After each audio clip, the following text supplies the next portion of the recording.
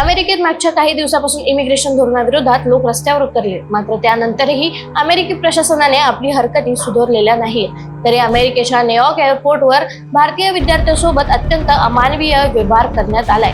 भारतीय वंशाचे अमेरिकी बिझनेसमॅन कुणाल जेल यांनी रविवारी एक व्हिडिओ सोशल मीडियावर शेअर केला।